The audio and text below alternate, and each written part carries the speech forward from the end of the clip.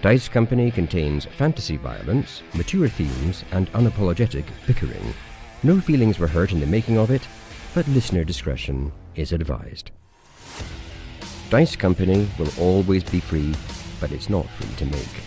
Please consider supporting us on Patreon or Apple Podcasts and get access to our weekly roundtable show Extra Roll.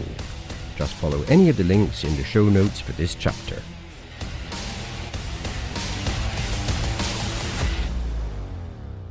Welcome one and all to Dice Company, where a group of old friends weave tales of triumph, heroism and despair under the guise of playing Dungeons and Dragons. My name is Tom, and I'll be your DM through the continuing adventures of this bunch of zombie bait. Bunch of zombie bait, please introduce yourselves and tell the audience one fun fact about your characters. I just want to first point out, you don't make mistakes anymore. There's no chance to jump in and attack you in the off, and I don't know how I feel about this. And now I'm just waiting in the wings for you to make a mistake. Hi, my name is Charlie. I play Vander Finnick. This week's revelation is about the dungeons or the darkness in which we find ourselves. Vander is not affected in the same way as Bennie by the caverns in which we find ourselves. It reminds him, in fact, of his time It reminds him, in fact, of his time. How the hell do I say that? Incorrectly, by the sounds of it. It reminds him of his time while incarcerated. Such was the Stockholm syndrome of all that. He actually finds, oddly, that he is at home in the gloom and the darkness. Very nice. It's a shame about the multiple trip-ups on the way through it. You've now just assured that makes the cut, which is really upsetting. Oh, yes. It reminds me of my time listening to you give that fact. It was long. I wasn't thirsty when it started. I really liked your fact. As always, the deep, chewy center of Vander is becoming ever more visible. So that you're saying that the darkness and the kind of situation down here reminds him of his time in a weird way, kind of safely incarcerated, like in a kind of position he became accustomed to. And so in that sense, it's made him, he feels like at home here. Pretty much. I'm going to avoid saying I was born in the darkness, molded by it, but because you've ripped off too many franchises already. I haven't ripped off enough. There's so many to go. I'm at my limit. Stockholm syndrome, essentially. He spent many, many hours in darkness without being able to speak. And after so much time of that, he found it not scary, but in a way comforting. Fascinating. Like it. This is, of course, a world in which Stockholm doesn't exist as a place. So it's called Roanoke syndrome. Nice. Hi, I'm Harry. I play Tock, an imposing 6'8" automaton. Tock is very keen to find and work on mithril ore, which Tock really hopes there's some of in this horrible dungeon we're in. The light and flexible metal is said to be capable of very subtle creations of armor that can be crafted to be virtually silent when worn under clothes, or that can never be sullied by muck and grime. So this could greatly aid the party's attempts at stealth, intrigue, and vanity. Harry, you're very knowledgeable in the fantasy world. Where does mithril come from? Because I've heard the term across a bunch of different, fantasy games or media, but do you know, is it a D&D thing or is it just a general? I mean, it's definitely in Lord of the Rings. It's the first place I heard of it. Probable that Tolkien found it somewhere in some obscure, Norse myth or something like that. I sense that you weren't able to speak Elven, and now you're just throwing different kinds of shade at Tolkien, saying that he ripped off all his ideas. He ripped them all off. When will we find mithril in Augustus's dressing cabinet? Quiet, stylish armor. My clothes have been famously sullied and very noisy to this point. I think we should attempt to survive the vast horde of zombies that are currently knocking down our door rather than worrying about our dressing. Stay calm, Shags. I wouldn't want a halftime team talk from you. Also, vanity? What's the vanity aspect? You mean because the that's armor Augustus. can be made... Oh, okay. Yeah, it's a cheap shot of Augustus, but I'm embracing it. I'm all for mithril armor. It's actually a very expensive shot. If you're going to be vain, you might as well do it right. Okay, hi, I'm Alex, and I'm playing Augustus Zeno. And once again, I'm taking you to Augustus's teenage education in the northern realm of Lumatorn. Now, this was at the height of the war between Antioch and Salazar's empire. At this time, there was a great fear of spies in Antioch, and especially around a young nobleman like Augustus, being a Genothlian noble. Augustus' best friend at this time was a boy called Rufus. Augustus really looked up to Rufus, and they had a great time together. He was perhaps even slightly in awe of this big, strong boy who was good at sport and top of the class. But then, unfortunately for Augustus, Rufus was unmasked as an empire spy who had been sent to relay information on Augustus. So the headmaster took this badly and summarily crucified Rufus out in front of the school on his discovery, leaving terrible psychological scars for Augustus. Well, that's a rare kind of darkness. What school was this? Presumably the same one Vander went to.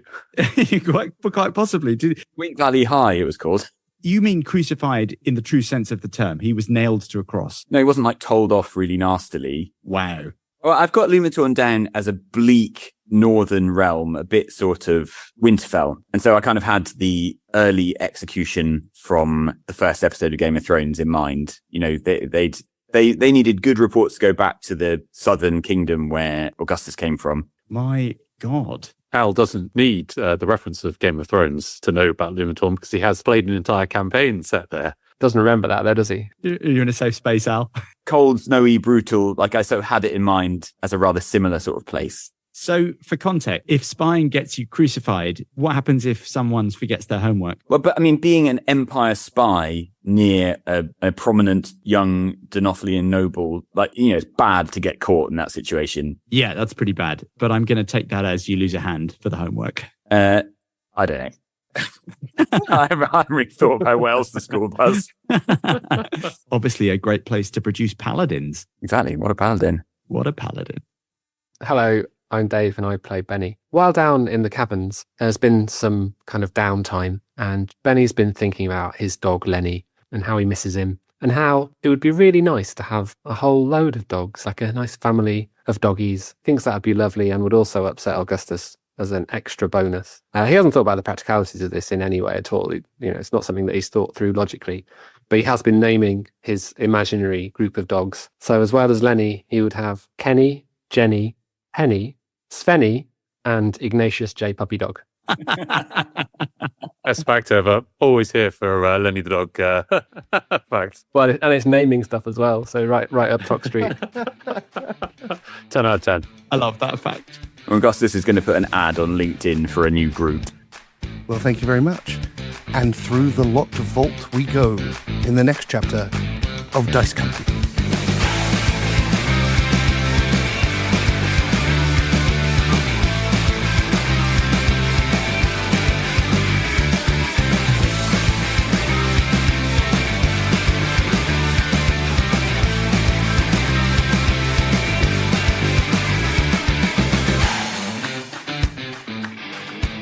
Last time on Dice Company, having narrowly escaped an attack from an Umber Hulk, you then drew attention to yourselves in Verokir, the abandoned dwarven city of the dead.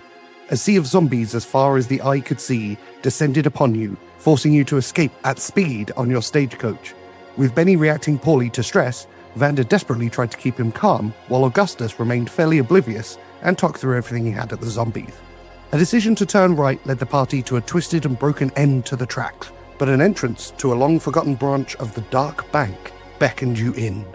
Decamping from the stagecoach as the zombie horde swarmed the area, you shut the door behind you, and Bennie got to work unlocking a huge vault door, while the rest of you investigated the area, discovering a graffitied mural on the wall, showing an underdrow elf leading an army of undead against stoic dwarves.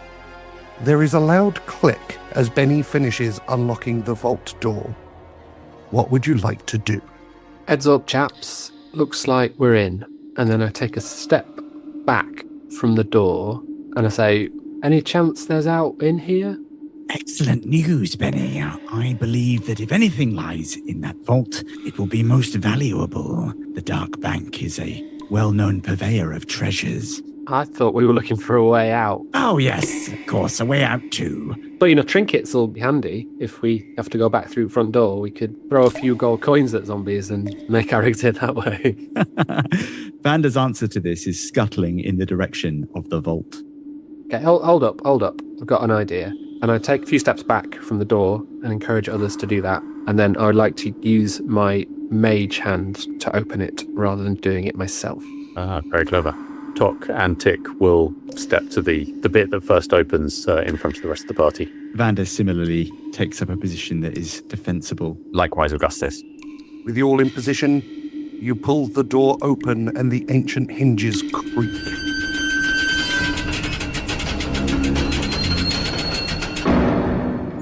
Inside, the dusty vault is a mess. It's covered with opened and destroyed crates and chests, scattered pieces of parchment, and there are a number of bedrolls, lit candles, some water skins, half-eaten rations, and even a chess set on an overturned crate. Everything before you suggests the area has been used recently. In the center of the vault, lying splayed out like a decorative rug, is the carcass of an umber hulk. Its chitinous armor plate's still in place, but all flesh has been picked clean. Where the back wall should be, there's a pile of flattened rubble and a 20-foot tall tunnel roughly burrowed out and stretching away into the darkness. Can I have perception checks from everyone, please? Just 8 from Bennie. 22 for Vander. 20 from Tock. And an 18 from Tick. And 21 from Augustus, a natural 20. Good lord. All right. Vander, Tock, Tick, and Augustus. Basically everyone except Bennie. Busy with a mage hand. Because you're concentrating on the mage hand. As you're looking around the debris of the room, you notice next to one of the unfurled bedrolls is a single long, thin wooden box. It appears to be in immaculate condition with a single golden lock. It is the only undisturbed and undamaged item you can see in the entire vault. Vander moves into the vault, examining the various flotsam and jetsam that is there to be seen, and observes the box. Bennie, I believe your skills may be required again. Bennie sighs deeply. Yet another thing, but wanders over to take a look at the box. Let us hope we don't find another box inside. I'd like to check it out for traps, etc., please. Character actively looking for a trap can attempt a perception check or an investigation check. I will attempt an investigation check. Go for it. 13. Ouch. Perfectly safe. While there doesn't appear to be any obvious signs of traps that can damage you, you do get a strange sense from the box. The fact that it's completely unmarked and unscuffed, and it only has a very simple latch lock on it, which you think would be very simple to open, and you don't understand why it appears not to have been opened. I pause and take a step back, and I say, I'm not sure I'm a fan of this. Why has everything else been trashed and not this box? Do you wish to open it with a 10-foot pole, Bennie? I mean, it might not be a bad idea. If nothing else, I'm doing it with the mage hand. I agree the box is, in its own way, concerning. I'm also concerned about the longevity of our current defenses against the zombie horde outside. Can I suggest we investigate the tunnel and make sure we have a means of escape before we begin opening the box? Tock and Tick will go take the lead on, taking a look down the tunnel. And Bennie, could you perhaps close the vault door behind us? Oh, I'd love to, Augustus. Yeah. I mean, I can tell you that you're right busy, so I'll do that. Yeah, don't trouble yourself. I mean, Bennie, my good man, you did open it. And while I pay great attention to your locksmithery, it's not perhaps my strong suit. Okay, well, how about I'll show you how you do it. Wonderful. And I walk over to the vault, shut the door, and spin the lock. And it clicks as it spins, and it's locked. Really complicated. Augustus appears not to have watched that. We are absolutely sure we can just open it again, though, right? Well, that's what I was. Okay. I feel like we've done that now. Yeah, I mean, I don't know whether I can open it again, but I have made a point. We're all going to die, but I think I won this one. Hermetically sealed ourselves into the final point Bennie made. Tock and Tick are going to investigate the hole and what is happening with the box. Anything? Or are you waiting until the investigation has happened first? Is there any possibility that the contents of the box could be some sort of flaming sword? Is it a shape that a flaming sword could possibly be in? It is sword-shaped. Augustus's eyes linger on the box before he accepts that we're going to have to go and look at this stupid tunnel first. Give me a history check, Augustus. Oh, yes, please. Don't have good history. But you had such good schooling. 13. The shape of the box and the design of it remind you of boxes that your father used to collect. Obviously, being an avid sword collector himself, this looks like an elven-designed box to house a rather valuable sword. Okay, I share that with the group. Beware the drow seems like a relevant point to remember here, Augustus, before we are too hasty in opening the box. Once again, it looks like Augustus is having to use a lot of willpower, but he nods and doesn't reach out to kick the box open. Vander does not look reassured, but turns in the direction of Tick and Tock to see how their investigations are going. Investigation checks, please, Tick and Tock. Okay, yeah, so he'll light the bullseye lantern and shine it down the corridor. Investigation 21. Good investigation check. The edges of the tunnel have clearly been burrowed out. The size of it, and with the Umber Hulk carcass in the middle, suggests that this is a tunnel created by an Umber Hulk. More important than that are the footsteps you notice on the mud on the floor. By your estimation, there are 4 or 5 sets of footprints that have head into the tunnel. They are humanoid in shape. They look relatively fresh. Interesting. 4 or 5. I will reiterate that to the group. Well, there were lit candles, weren't there? So we can assume people are more or less just up the tunnel. So Augustus says, "Gentlemen, it strikes me we have nothing to fear from anyone who is alive in this place. Surely, in a place full of the undead, fellow living creatures are automatically one's allies. Let's approach cautiously so we don't startle them. I see no reason anyone should wish us any harm." It does seem unlikely that they would wish to turn against us, with so many obvious enemies around. Or, counterpoint, they've been in the dark for who knows how long and have got nothing left in the way of supplies and would love to find out whether we've got any food or out useful that they could take off us. Cannibals, yes, possibly. I didn't say cannibals. I meant rations. And what are we, Bennie, but walking rations?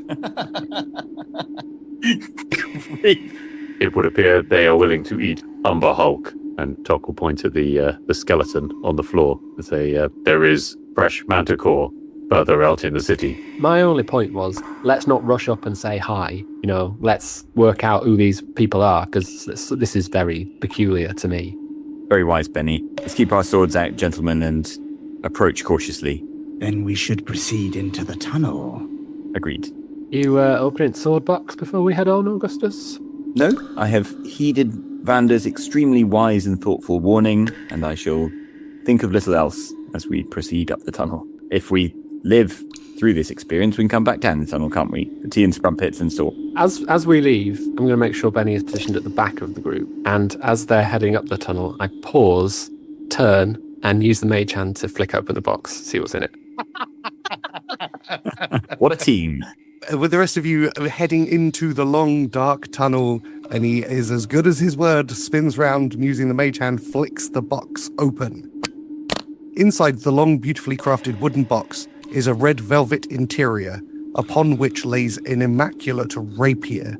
The golden plate hilt supports a razor-sharp blade and tip. Even laying motionless and from the distance you're at, it seems to hum with energy and power. Augustus? Yes, Bennie? Augustus appears at your side instantly. Box fell open. Have a look. Augustus walks towards the box, his quivering fingers extending towards the hilt of the sword. As you move closer, you feel a warmth rising in your chest. Oh my. Unless anyone stops Augustus, he's definitely picking up the sword. One sec. You can detect evil or something, can't you? Now might be a time. Very wise, Bennie. And Augustus stops, his hand's still outstretched because he can't stop now. I mean, if there was ever a test devised to work out whether this person should be king, I feel he may be failing that test. Even Isildur took a few days to turn. Yeah, I'm just going to pick the sword up, I think. Unless there's anything I perceive, or can I do any, Arcana check or anything to just see what I can... Yeah, give me an Arcana check. Why not? So that is 12. There's definitely something magical about this sword. It is humming with power, and it's almost calling your name. I mean, at the risk of this being the moment I cross the threshold into evil Sith Lord, I go and pick up the sword. As you grasp the hilt of the beautiful rapier, there is a whoosh in your mind, and you hear the familiar voice of Tyr. Augustus, my newest champion, you have found me. Speak the words and light the world. Speak the words and light the world? Am I supposed to know some words here? Like probably the most common prayer or whatever to Tyr. Which you've no doubt memorized. As a paladin.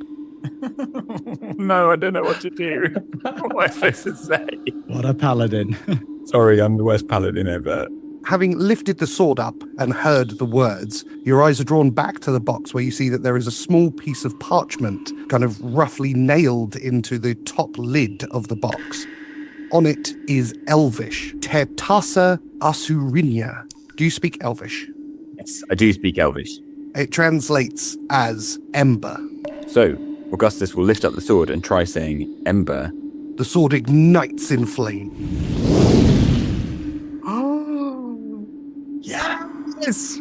Augustus is very tempted to go outside and fight the undead. You now have a +1 rapier, which can be ignited to deal fire damage by saying the word ember, which is also the name of the sword. Lovely.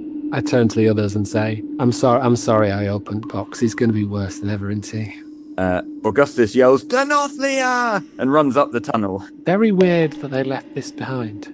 Indeed, though I believe matters are now escalating. Yep. Let's go. Why are people not following Augustus? As Augustus has yelled Denothlia and charged down the tunnel, Vander, your passive perception allows you to hear in the far distance the clinking of heavy armor. Augustus, as you're charging forward, you begin to hear it too. Somewhere ahead of you, there are multiple things moving, and they are heavily armored, and they're heading in your direction.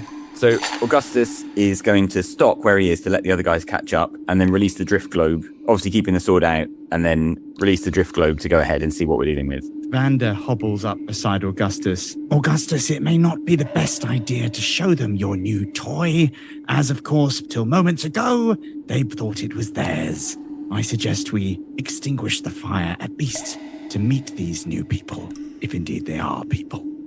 Augustus looks sadder than anyone has ever looked, like a child whose Christmas presents have been whipped away from him. However, he sees the wisdom in what Vander says and tries saying ember again to maybe turn it off.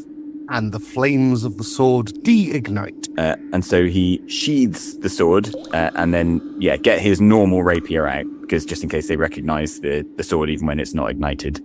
Tock and Tick are going to get ready for a fight at the front. Bennie jogs up and can't resist one last little jab and says, very heroic, Augustus. Charging into battle, yelling Denothlia and then stopping to wait for everyone else to catch up. Lovely stuff. Anyway, could we try and be a little bit more subtle? And I get my bow and arrows prepared and duck into darkness at the side of the tunnel. A master of subtlety as always, Bennie. Augustus barely resists pointing out that Lenny's just been eaten by zombies. And he is many miles away, happy and healthy. How far down this thing can we see? I mean, I think Bullseye Lantern's meant to do 60 feet. Yeah. So are there any turns in that? No, it's dead ahead from where you currently are. There are obviously various divots in the earth, one which Bennie is currently hiding behind. So you have a fairly clear sight for at least 60 feet in front of you. Okay, then Tock and Tick will ready to throw some of their magic pebbles if anybody comes into eyesight and seems hostile. Vander adjusts his robes. From the darkness just beyond the point that you can see, you hear a shouted combination of words. Bomi Vela e Dafiria. What languages do you all speak, please? I speak Dwarven. Irish, Gnomish. Elvish and Draconic. Elvish, Gnomish.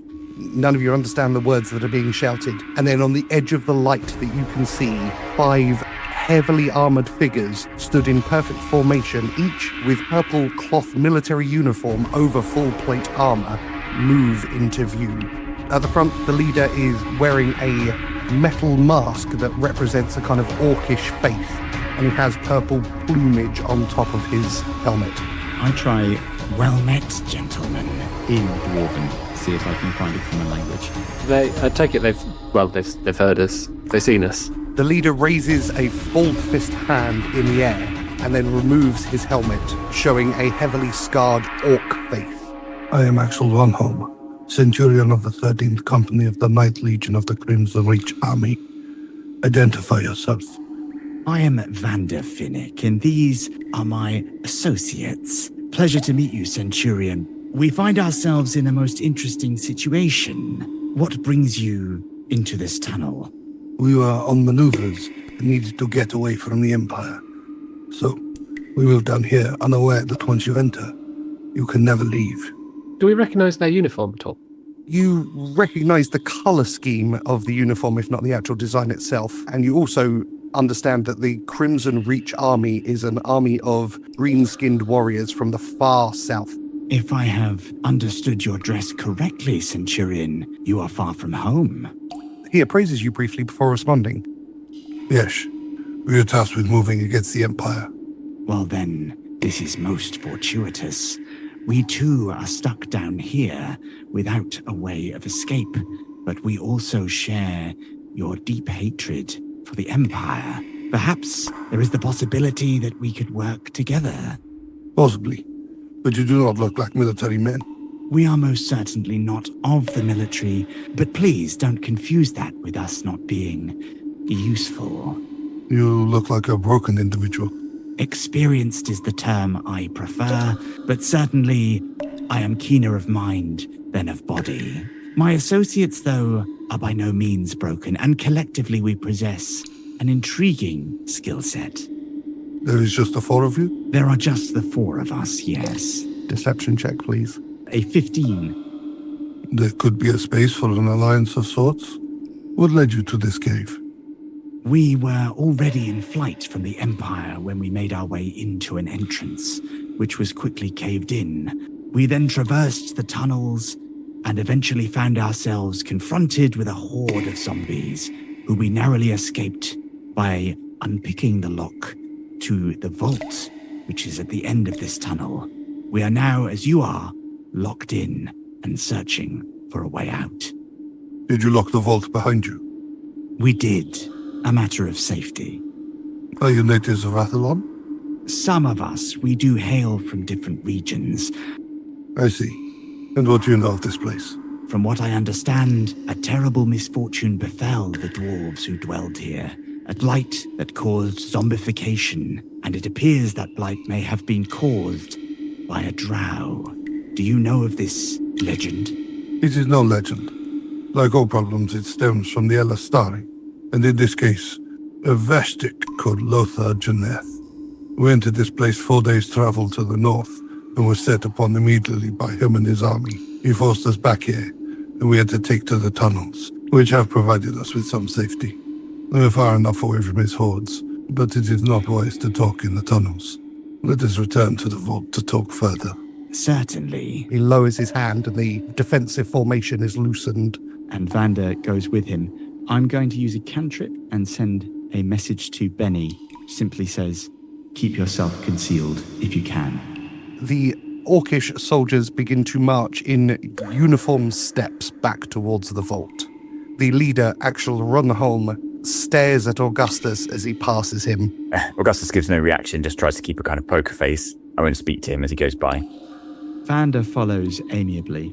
Tock and Tick will flank Panda. Yeah, I'll follow the Emperor and his droids.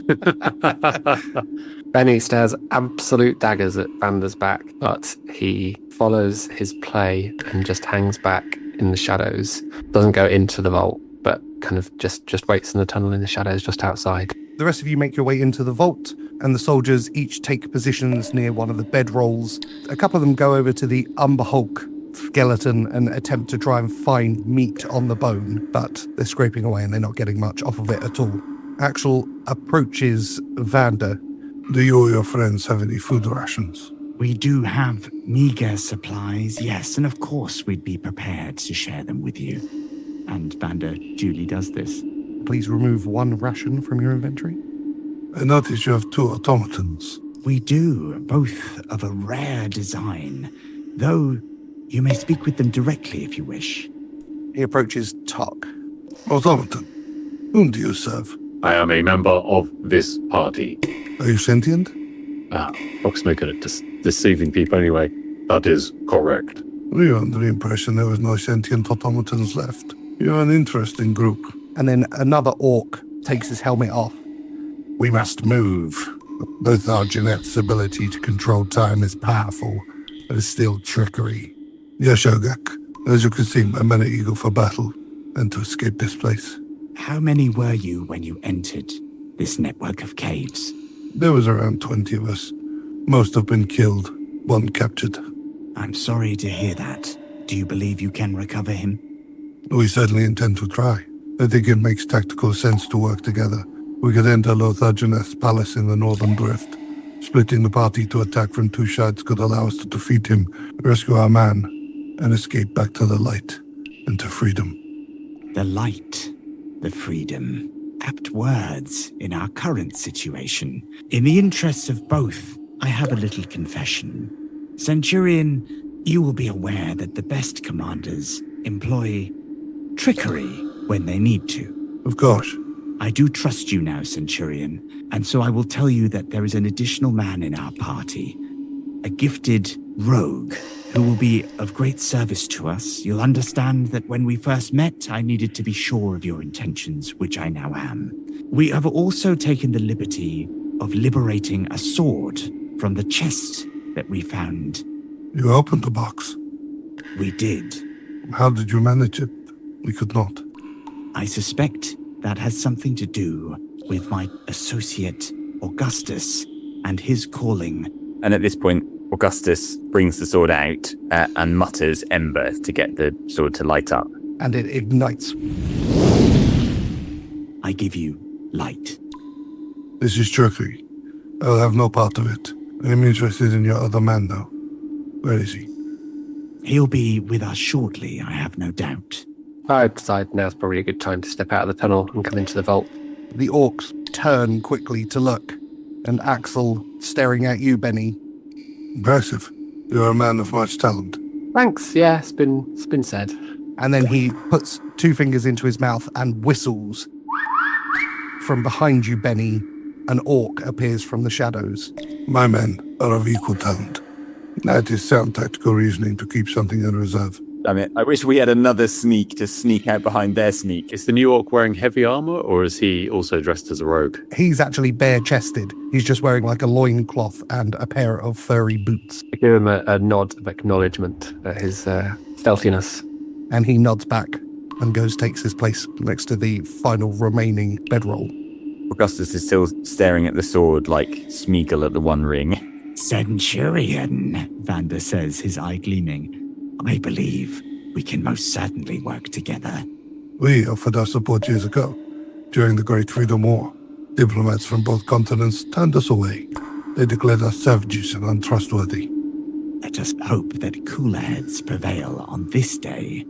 Indeed. It seems at last the people of Athlon have learnt their lesson, and that great wrong will be righted. And he goes to sit down and remove bits of his armor as he stretches, obviously deciding now is the moment to take a rest, comfortable in your company. Vander does likewise and sits down nearby. So, you, Broken One, are you the leader of this regiment? We're a democracy, Vander says cryptically. I find democracy does not work in military matters. I think we make it somewhat effective, but I do have a suggestion. It sounds to me that this Lothar needs a good killing. What say you, gentlemen? Augustus is still staring at the flaming sword, and without taking his eyes off the blade, he says, "Gentlemen, my senses have been plagued by evil since we first came into this never-ending dungeon. I think it's our sacred duty to rid this place of the blight that controls it. I think we must find this Lothar and destroy him." Not about sacred duty, but it seems like it's our only way to get out of this place, isn't it? So it gets my vote. Indeed, I find it to be acceptable. Duty, fate, and desperation make us good allies to you, I believe, Commander. The big three. The big three. My men are eager and will follow orders, and thus it seems we have found an accord. So, we begin planning. You, despite broken appearances, are a keen planner. We have maps of the tunnels. The tunnels lead up to his palace in the northern mining drift. We can travel there 3 to 4 days, depending on pace. Once there, we can disperse and begin to plan our assault. This will allow us to avoid the undead, but the most likely form of attack will be Umber Hulks. If nothing else, they're a good source of protein. I feel then that we must proceed, using your directions, of course, into the tunnels, towards Lothar. Agreed. But my men need now is rest. It will give us time to plan for other eventualities. I agree. What do you know of Lothar's lair? It is a palace of lies and trickery. He has converted the northern mining drift into his own sanctum of research and experimentation. The walls of reality bend and shape to his will. But with enough of us, with our keen minds, we can take the fight to him. We have some experience of this, but tell me, does Lothar employ bees? Sorry, Augustus finally looks away sharply from the blade of the sword at Vander and Axel. If he does not know of our fear of bees, then I believe we will be fine. I'm glad that's now our fear of bees.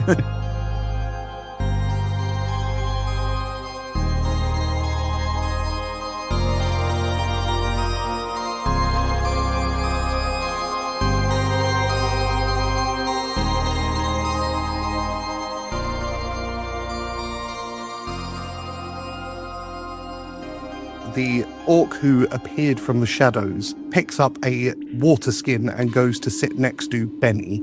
This is some orcish ale. You're a very impressive room. Not very much. Pretty good yourself. Well, I've been trained in the military. Yourself? I got trained on the streets, pickpocketing and the like, you know. I'll never understand you humans, the way you treat the poor and the desperate. Yeah, I've not quite worked it out either, to be honest. How did you meet this lot? It's a bit of a long story, I suppose, but yeah, I mean, essentially, Vander over there, the chap in mask, he hired us to do a bit of a job, and yeah, it all sort of spiralled out of control, and here we are.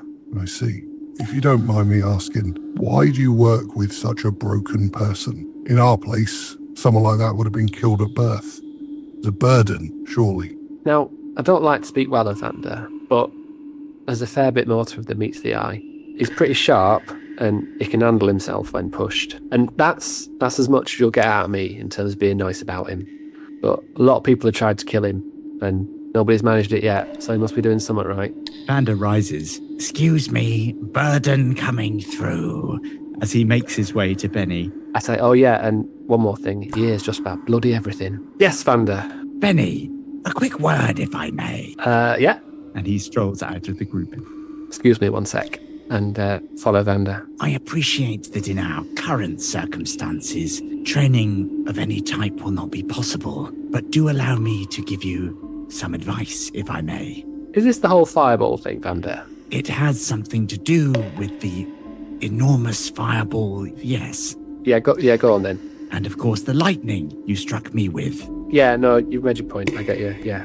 The enemy of anger is focus. If you feel a lack of control, the key is to find something on which you can focus. I appreciate that is sparse advice, but I'm afraid that is all I can give you in our current circumstances. No, I appreciate that. Hey, Vander, what do you use? Pain. Right, fair enough. I'll have a think on that.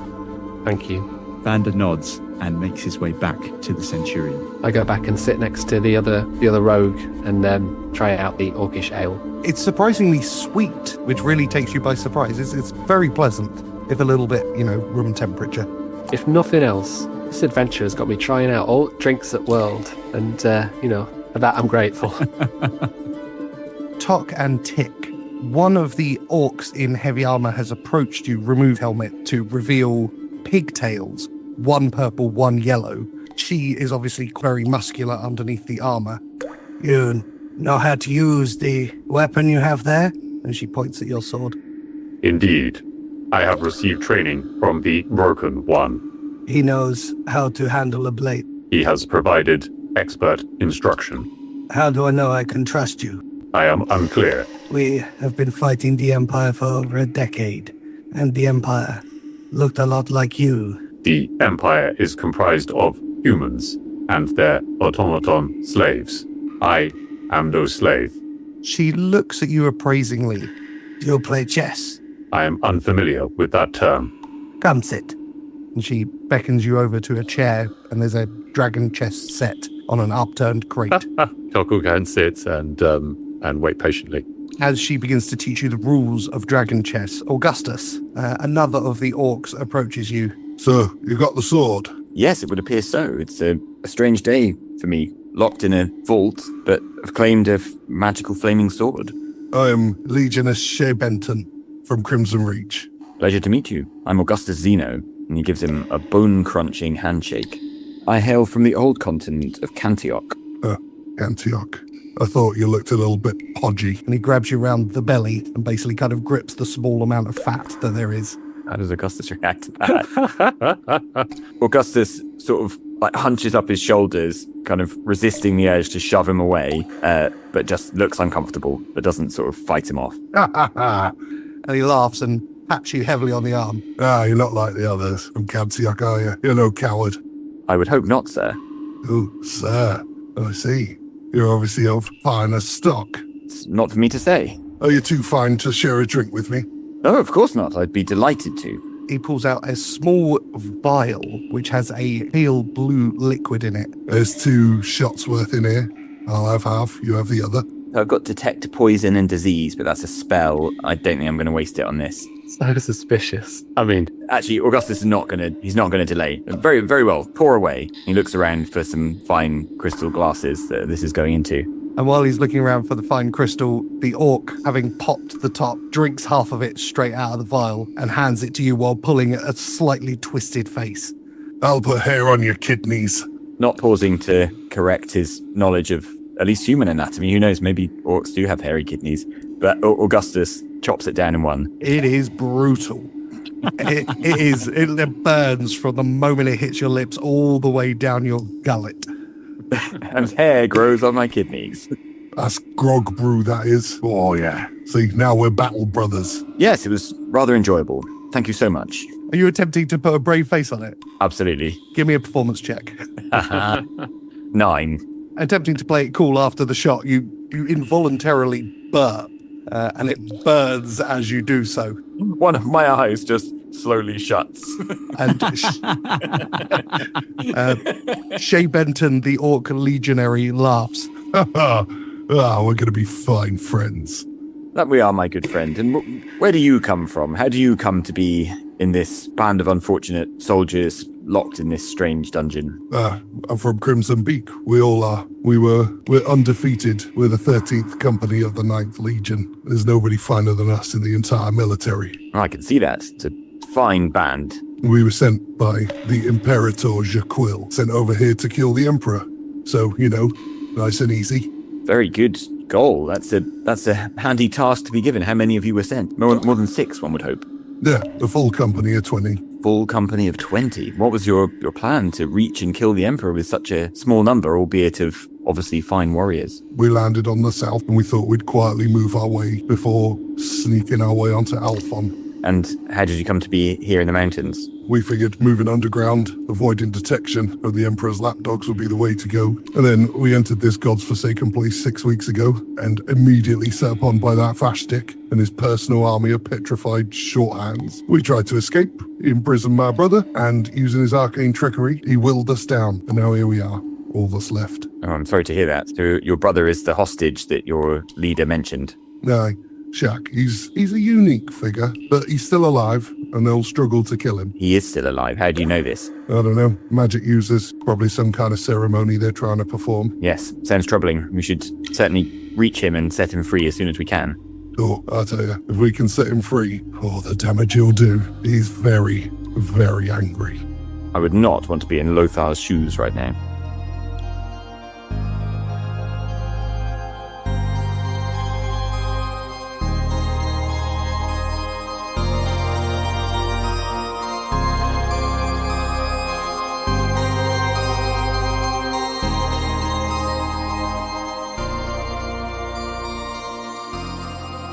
So when the conversation with the other rogue comes to a natural pause, Bennie gets up and says, just excuse me 1 sec, and stroll over to Augustus and say, Augustus? Yes, Bennie? Just a quick one, but what were you on about when you were yelling about Lenny on the stagecoach? A very strange thing, Bennie. When I looked from the window of the carriage, in among the broken houses of the city, I suppose the city of the dead, we have to call it now, I distinctly saw Lenny running and barking, just for a fleeting moment. I can provide no rational explanation. Perhaps we could hope that it's the magic of Lothar that has been mentioned, some illusion, but we appear to be far from his fortress. I have no explanation to offer. Yeah, because that's not possible. Lenny's on airship, didn't bring him with us. And it could not be something to do with the summoning and sending him away that we've been doing? Somehow he could have been summoned to you, bound to you in some way? No, I think we're too far away, to be honest. Don't think that would be possible. He also, as I mentioned, appeared to wink at me previously. Sorry, what? I mentioned it to you. Perhaps it has slipped your mind during the, what I suppose I must call zombie apocalypse that we just experienced. Yeah. But if you recall, when we tricked Thrain into leaving the main part of the village of Haven and meeting us in the woods, Lenny somehow made the sound that drew Thrain away and distinctly winked at me when I looked at him. Now, I appreciate you may now be concluding that the Lenny-related news you're receiving is a result of insanity on my part. However, I feel I must provide you with the information as it appears to me, and that those two strange experiences have at least appeared to me to have happened. Well, and don't take this the wrong way, I do feel... But you're a raving lunatic. Sorry. I do feel reassured that Lenny's not actually out there amongst the rubble, based on this second anecdote. I don't know what's going on. It's somewhat weird, but it does seem like it's only happening to you. It does, Benny. As I say, I've had no other strange experiences of the sort relating to anything else. But as I say, I have no explanation. Perhaps Vander or Tock may have some deeper knowledge. Perhaps now is not the time to investigate. Yeah, no, you're right. Probably not the time, but something to think about. All right, thanks, Augustus. I return to my seat. If you're ever looking for a way to accuse someone of being utterly insane in a really polite way, that was a masterclass.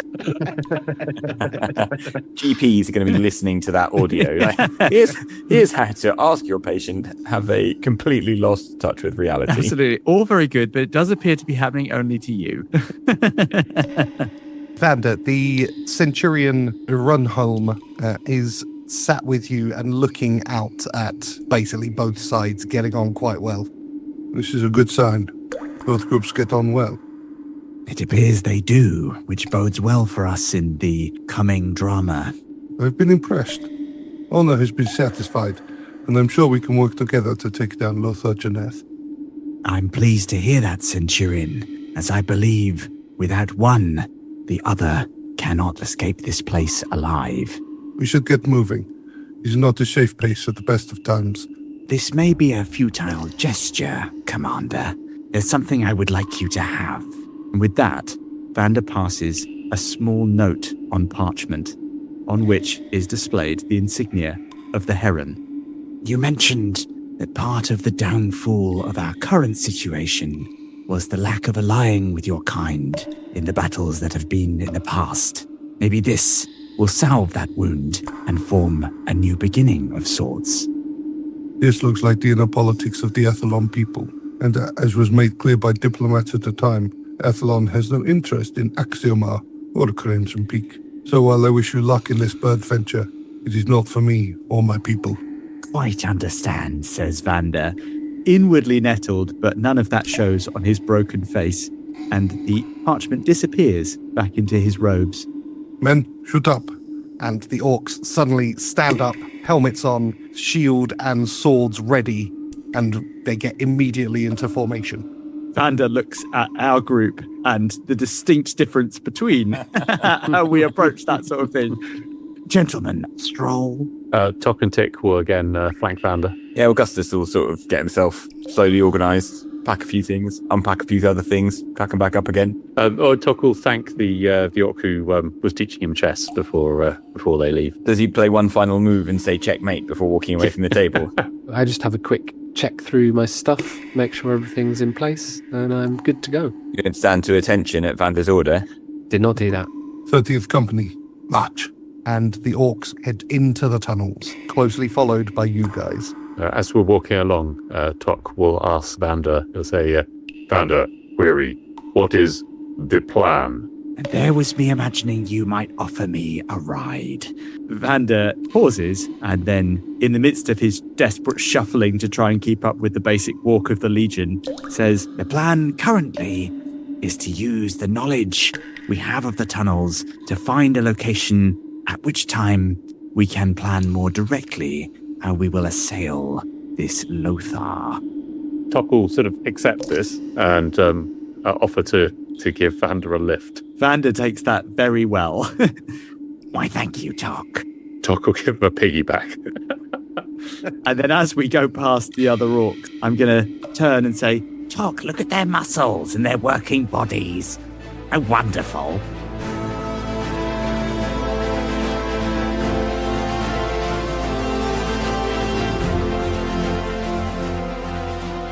Augustus, can I have a religion check, please?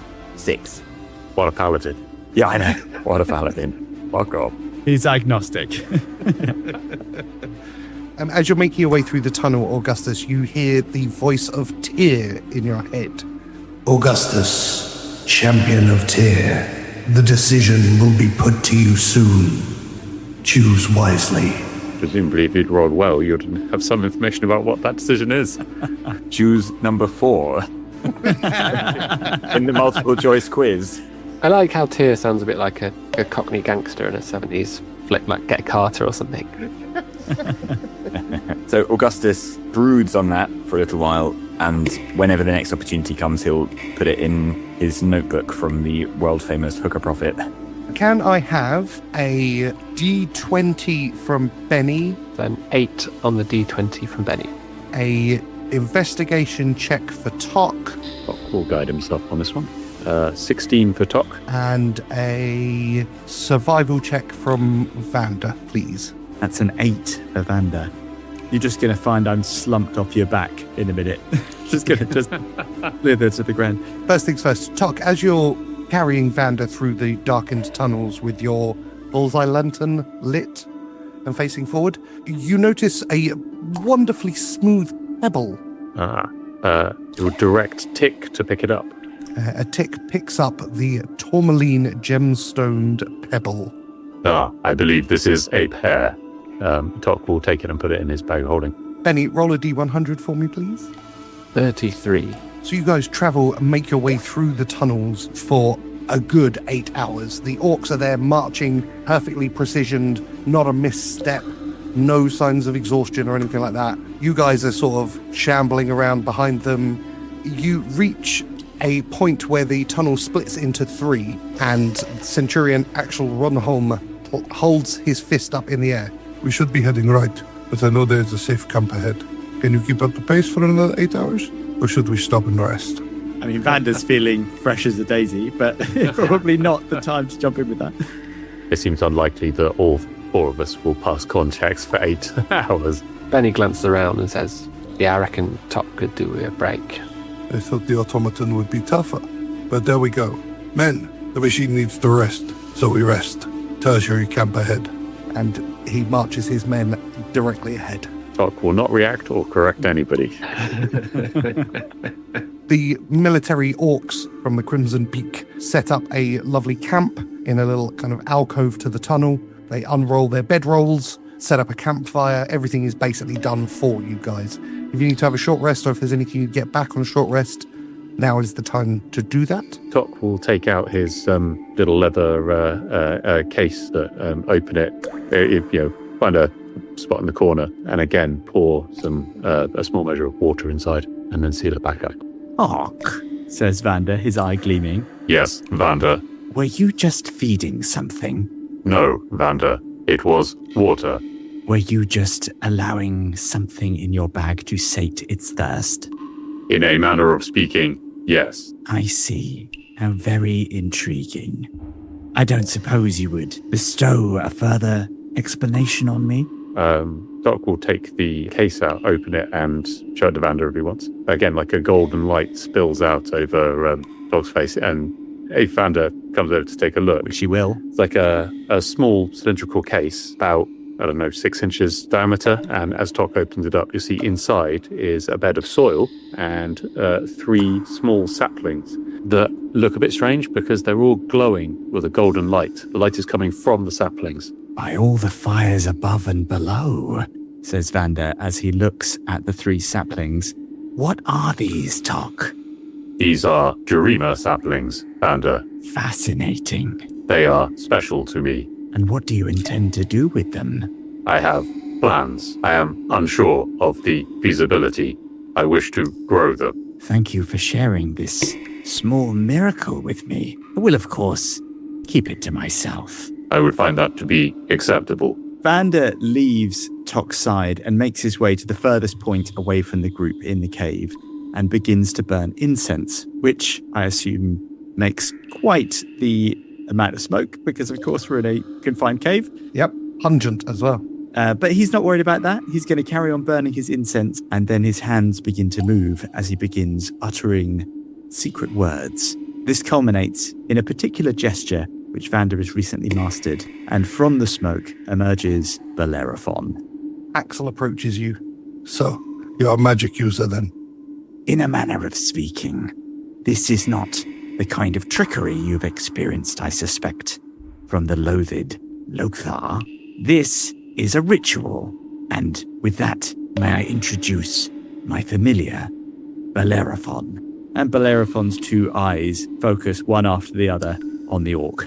I observe Bellerophon survived being eaten by the Umber Hulk. He did indeed. He's also very poor for indigestion. You know, back in Crimson Peak, we each taught from young age to raise animals ourselves. This is a chameleon, no? Yes, it is. But before Vander can finish that, the tongue has lashed out and given a sloppy lick. Axel catches the tongue between his thumb and forefinger, and he lets it go. Bellerophon, now looking somewhat wounded, crawls back on Vander's shoulder and ran behind his neck, as if hiding now from the orc. Quite so. Never mind, Bellerophon. I meant no offense, obviously. We all care deeply for animals. Is he always chameleon, your pet? If Bellerophon has another form, I've yet to see it. But make no mistake, he is so much more than a chameleon. And your compatriots, they have pets too? We have rather a menagerie of pets aboard our ship, which I'm sorry to say is some distance away. Ah, one is a dog, yes? One is a dog, yes. Yes, we've seen it moving through the tunnels recently. We wondered where it came from. Vander describes the dog to make sure we're talking about the same creature. Yes, fluffy, big eyes. Did you have any interaction with the animal? No, it looked at us and disappeared behind some rocks. Could Bennie hear this, or am I elsewhere? Benny, you're all in a kind of closely knit camp. But how's this possible? Lenny's not here. Lenny's back on ship. Then he used the name of the dog? Yeah, that's right, yeah. He seemed like a normal dog. Nothing untoward. There's something very weird going on. It is your dog? Yeah, that's right. Maybe it followed you. Dogs are loyal. I suppose it's possible. Oh, I liked this a lot more when I thought Augustus was losing his mind. You don't like the dog. I thought he was having some sort of hallucination. What kind of man does not like dogs? Yeah, well, I know. Right, we're going to need to keep an eye out then, aren't we? If Lenny's really here. Most definitely. Men, if we see dog, we are to alert. I did not ask. What is the name of your group? Well, that is an interesting question, isn't it? You may call us the Order of the Heron. For now. Nah, the bird from the parchment. You're trying to foment a rebellion. Fair enough. Vander smiles. Men, if you see the dog, let the Order of Bird know. Oh, it's right all over our heron. Very kind, Centurion. Tock, you are approached by Morga, who offers you another game of chess. Oh, if we're waiting, Tock will definitely play. The rest of them take what small rations they have out of their packs, ready to eat. This may be a problem. We're running low on rations. Now start looking for fungus. Do you and your friends need food? Tock will take out of his bag of holding the little bag of food that we had prepared for Rosalind, and will offer it to the orcs. This food was purchased for a turtle. I am unsure whether it is palatable to orcs. So inside is a bunch of roots, nuts, and snake meat.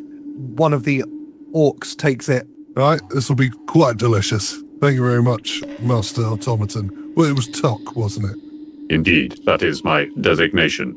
That is kind. And this is, what is the name of your brother? His designation is Tick. He does not speak. Confusing. But thank you very much for the food. And he kind of samples it out, hands it out to the rest of the soldiers. Can everyone who needs to eat, please remove one ration from your inventories?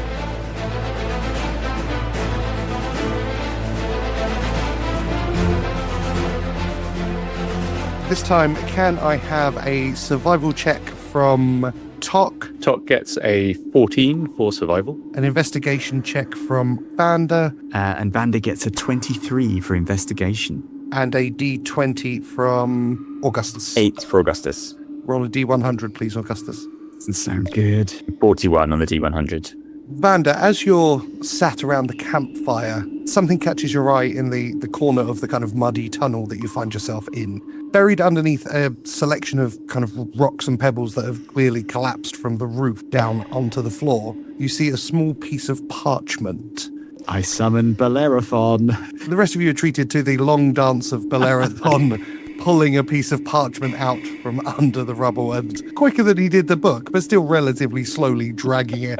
And the orcs are now kind of all watching this, mildly obsessed and entertained with the chameleon kind of struggling with this piece of parchment. And he finally drags it up onto your lap. Vander pats Bellerophon on the head. A battle won, Bellerophon. And reads the parchment. You have found a scroll of lightning bolt. Have I? So a scroll of lightning bolt. So you can, when you're at the suitable level, you can basically read that and learn the spell. You can copy it into your book effectively. Or you could use it as a single time to cast it, but you couldn't copy it then. Oh, okay. So I've got one powerful spell I can use now, or a spell I can have forever if I wait for the appropriate level. You guys awaken the following morning, well rested, and the orcs are up when you wake up, and they're already in formation waiting for the off. They double back along the tunnels with you guys following and take the right-hand turn as they intimated that they would. The travelling is hard going for the next 8 hours, and once again, you are propositioned towards the end of the day by Axel. Tock would probably be willing to go on for longer, but I mean, not the thing I'd say in character, but out of character, I don't see any particular reason why we would flog our characters to death so they get exhausted before we get to the fight. Because so that we look good in front of the new people. Yeah, I agree with Al. So once again, the orcs set up camp. But at one point, while we camp, Bennie walks to the edge of the camp and just calls out, "Lenny, here boy." There's no response. I'm reminded of Whistle, and I'll come to you, my lad. Slightly forlorn, Bennie walks back to camp. Tock will ask Centurion Runholm for the map of the tunnels, just in case we have to flee through them or something. But yeah. He willingly gives it over. Everyone take another day's ration, please. How many of you have got left? Got 4. 4 also. I've only got half a ration now. I don't know. Because you're a pig! No. You probably wasted some on some children or something, didn't you? Rude, but fair. Tock will, at regular intervals, take out the cat totem and just do an invisibility sweep of our camp. So Augustus wanders up to Tock as if there's a break in Tock's never-ending chess marathon. Tock, I have a request. I don't know if this would be possible, but I wonder if a modification to the cat totem could be achieved. I am unsure. What are the details of the modification? Well, Tock, a human gentleman, might well wear a monocle. Now, I do not currently possess a monocle, but it occurs to me that the cat totem, the limitation of the cat totem is that you have to remove it and very conspicuously look through it. Whereas if one of its lenses could somehow be removed and used as a monocle, like a pair of glasses, but just one lens, then I could inconspicuously wear that, looking dashing in the process, and thereby happen to notice, because only one eye would be covered by the lens, when we were in the presence of any invisible creature. That would indeed be advantageous. Is there any possibility you could craft such a thing? I wouldn't want you to break our precious cat totem. So, Dom? I'm going to say yes, because I quite like the idea. Oh, okay. Oh, magic monocle and flaming sword in one day. How am I to sleep tonight? It's going to take time, though, because you're basically asking Tock to break down an existing magical item in order to create a whole new magical item. So I'm going to suggest that it costs money and time. I will add it to my account, Tock. So it would be 2,000 gold and 10 weeks worth of work. That's fine. It'll come in handy when it's done. Yeah. So you guys get a good night's sleep, and once again, the orcs are ready in the morning for the off. Can I have a D20 from Bennie? Just a 14 on the D20. A investigation check from Augustus. And 16 for Augustus. And a survival check from Vander. A 20 for Vander's survival check. So you guys travel for the full 8 hours, and you notice that the temperature in the tunnels has got a little bit warmer. Axel stops to address all of you. We are approaching the Northern Drift mining area now. I suggest it is sound tactics to make camp on the outskirts, study the exterior of Lothar Janeth's Palace of Lies, prepare for the challenges ahead. I would find that to be acceptable. Good. Men, set up camp in the tunnels. Order of birds. If there is anything you need to prepare before we enter, now is the time. I think Augustus can make holy artifacts like holy water and kind of blessed things, which I think he can make by kind of ceremony, and then he needs them for some of the things he does. Well, if you can make holy water, I think that's probably, considering where we're going, a really good idea. Yeah, I think I can do that. Yeah, so I'm going to need 2 rations removed from each of you, please. How much have you got left? That's 2. There's also a dog around here somewhere. Don't upset the orcs, Alex. Don't upset the orcs. Yeah, so if you wanted to use a spell slot in order to create your holy water before the long rest, you are absolutely entitled to do that, and you can add it to your inventory. That's no problem. You guys notice that the orcs are training very vigorously in the 2-day rest, while you guys take a slightly different approach of having a light couple of days. You may replenish all of your spell slots. If we've got 2 days, then actually Tock could do some crafting over that time as well. He could have a go making some healing potion, because he has herbalism and alchemy and every skill that exists. 1 day and 25 gold pieces, so very similar to the holy water requirements. Do it. Okay, I'll make a couple of them. With Tock crafting away the orcs on maneuvers, Axel orders Shay to show you guys the Palace of Lies. Vander is already hobbling in that direction. Yeah, likewise Augustus, but without the hobbling. Yeah. Shay leads you up some old vines to an exit to the tunnel and back into the massive cavern. Hanging from the ceilings are huge bits of rusted metal machinery, and in the near distance, carved out of the rock face, is an ornate palace entrance. Towers of bones bookend each wing of it, while the interior is protected by a fascia of twisted elven design. An open drawbridge covers a ravine with a river of lava at the bottom. Lothar Janeth's palace stands before you, a monument to the blight in Verokir, and your only known way out. And we'll end it there.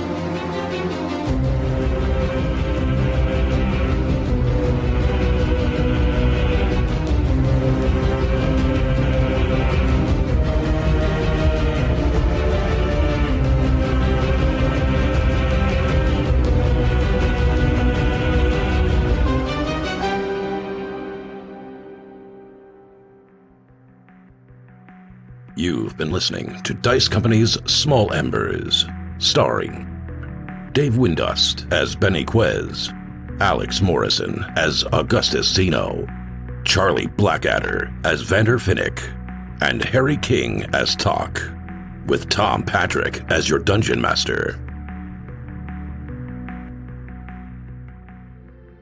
The humans of Dice Company would like to thank the following sweethearts for their support. Marshall 001, Marky B, Darcy Thompson, Jenny the War Camel, Stephen Sakura, Nori Gosler, Mickey Arnold, Happy Daddy Scotty, Tika, SJ Phionics, Richard Ungamus, Rabbi Camel, Team Vander, Paris Pakar, Path Pursuit, Julia Zeno, Shovels, Mama Strange, Queenie, Liz Beckett, Axel Runholm, and Chris from North London.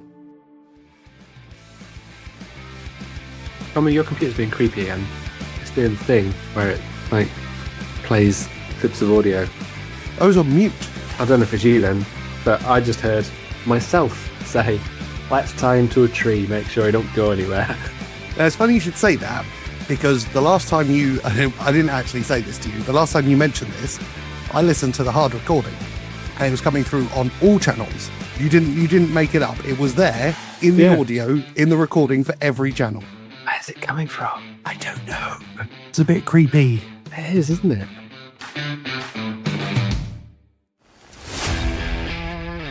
Thanks for listening.